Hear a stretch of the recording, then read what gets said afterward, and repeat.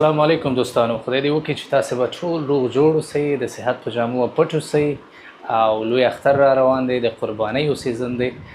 نو په همدې لړۍ کې لکه څنګه چې مې تاسو ته ویلي وو چې د ویډیوګانو د امادګۍ لپاره ډېر وسایلو ته ضرورت دی، خو زه هڅه کوم چې ډېر په کم وسایلو دا ویډیوګانې جوړې شي، چون ځینې موضوعاتو باندې باید په ناسته بحث وشي.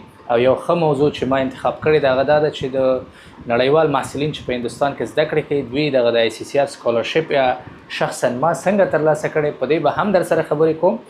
او یو ښه خبر د ویزو دی چې ویزې اعلان شوي دي د ځوانانو لپاره، خصوصا هغه محصلین چې د ICCR سکالرشپ واخلي.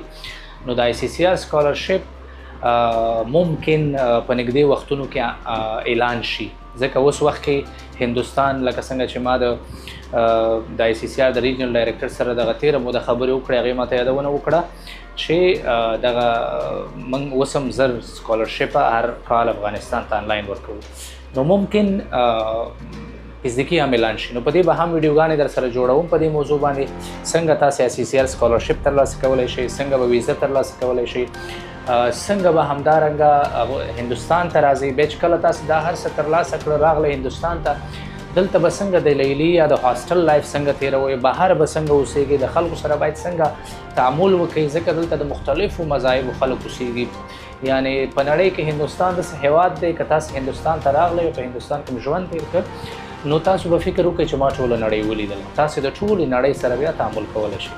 نو ویډیو رانه اوږدېږي، ما د یو نوي وسیلې دپاره چې اوس هم تاسو ته به ښکاري زما په دې اتاق کې یا آفیس کې زما لایټینګ صحیح نه و، نو ما یو پارسل راغوښتی د لایټینګ دپاره، هغه خلاصوم. هغه سره تاسې ننداره کوئ چې او په هغې باندې مهم موضوع د نړیوالو محصلینو سره به پوډکاسټ کوم، هغې نظرونه به اخلم او هغه به په انګلیسي کې وي. البته که وکړو مې کولی شو زه به په پښتو کې لږه ډېره ترجمه کوم چې تاسو زموږ خپلو افغانانو دپاره هم څه فایده ترې ورسېږي. نور خو زه یم نو بیا خو ټول د پښتو کنټنټ ډېر زیات زما تمرکز په پښتو دی چې په پښتو باید جوړ شي، البته په هندي، اردو او زمونږ د کور ژبه دوهمه دري په هغې به هم کنټنټ جوړو، او همدارنګه د فارسي هم څه ناڅه نو هغه دري او فارسي سره یو څه شباهت لري، نو په هغې به هم خبرې کوو تر څو موږ په نړۍ کې چې هر څومره انسانان دي او خصوصا مسلمانان دي هغې ته زموږ یو فایده ورسېږي. نو راځئ را سره دغه پارسل راغلم، ډېر غټ پارسل دی او دا تقریبا د دې دفتر د جوړولو لپاره دی تر څو موږ دلته پوډکاسټونه وکړو. دغه اتاق هم په تاسې باندې بیا لږه ګورم، نو دې کې به نور هم موډیفیکیشن او اصلاحات راولو چې ضرورتونه یې هغه به کوو. دغه لوی پارسل راغلی دی، دا اوس خلاصوو چې په دې کې څه شی دي، دا را سره ننداره کوي. نو زه به دلته لږ کښېنم، دا کمره به لږه لرې شي مانه، خو خیر زه به تاسې ورسره خپل ځان عیار کوي. نو دغه پارسل به زه وشکوم چې په دې کې څه شی راغلی دی. البته ما سره خو شی شته هم نه، خو زه به یې په لاس وشکوم. نو موږ خو افغانان یو زورور خلک یو نه، موږ هر کار په زور کوو، په رضا کارونه چې دي هغه لږ ښه نه راځي.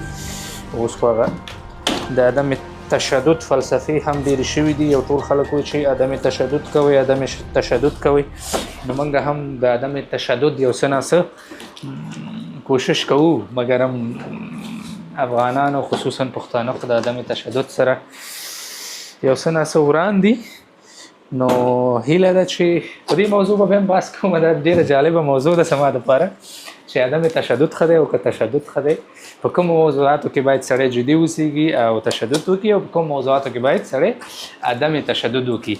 نو په هر وخت کې عدم تشدد هم نه دی پکار او په هر وخت کې تشدد هم نه دی پکار. نو په ځینې موضوعاتو کې به تشدد کوي، په ځینو کې به عدم تشدد کوي. راځئ نو خپل پارسل خلاصوو. بسم الله الرحمن الرحیم. نو دغه دی، دا به خلاص شي له خیره. یا الله خیر. نو دغه د دې دغه یو کوچنی ترایپود، البته دا ترایپود چې دی دا د دغه لپاره دی. زه به یې لږ خلاص کړم چې په دې کې څه دي. دا به دغسې خلاصېږي، نو دا هم دغسې خلاصېږي، شی شو. نو دغه دی، دا خلاص شو، دغه دی خلاص شو، دغسې و. نو دا دغسې کېږي تر څو د دې دا پښې لاندې ولګېږي، نو دلته ټیټېږي، صحیح ده. او دا یې دغه دی، دا او دا داسې اوږدېږي تقریبا دا د 100 مترو په اندازه دی. ما لوستي وو چې 100 فکر کوم چې 2 متره شاوخوا دی ویل چې د 2 متره لوړوالی لري. نو 2 متره خو به وي نو البته چې دوی وایي چې 2 متره دی نو خامخا به ممکن نور هم دا چت شي. خو خیر دا مقصد زه غواړم چې تاسو ته وښیم دا به دغسې کیږو. نو دغه دی دا بل به زه دلته کېدم دواړه یو شی دي نو یو به خلاص کړم تاسو ته به اندازه وشي چې څه شی دی.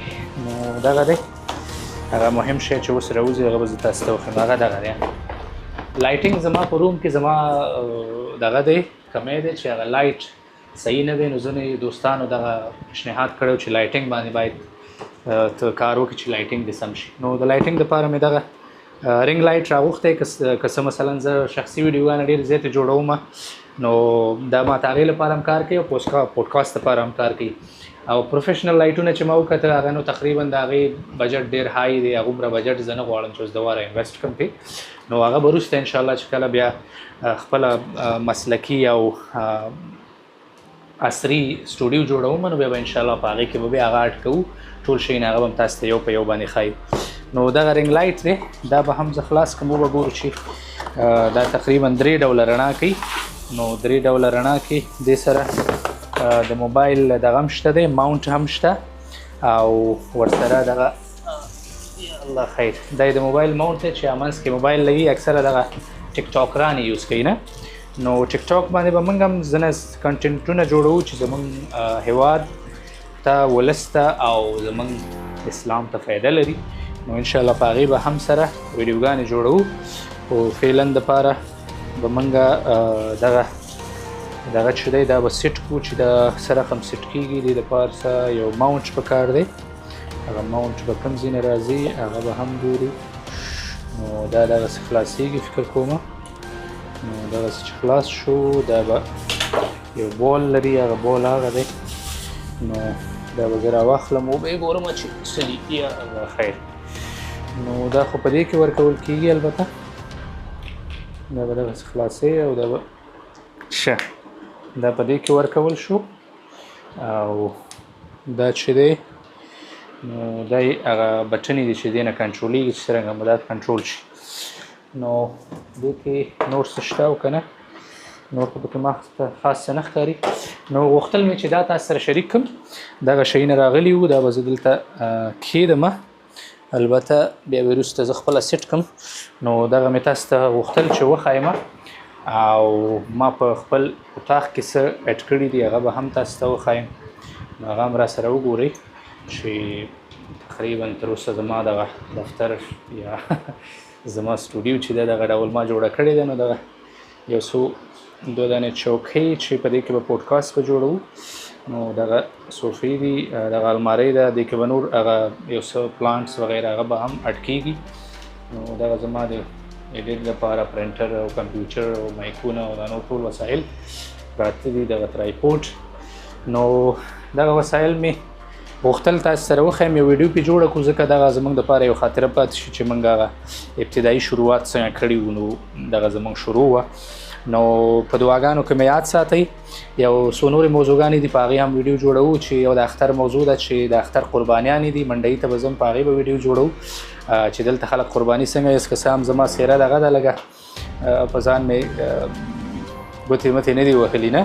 نو قرباني را روانه ده. د الله حکم دی چې باید د ویښته 10 ورځو پورې باید کم نه کړي د قربانۍ نه مخکې. نو ما هم د قربانۍ اراده کړې الله تعالی دې توفیق راته راکړي او په دعاګانو کې مې یاد ساتئ. د اختر نه وروسته زما عملیات دی.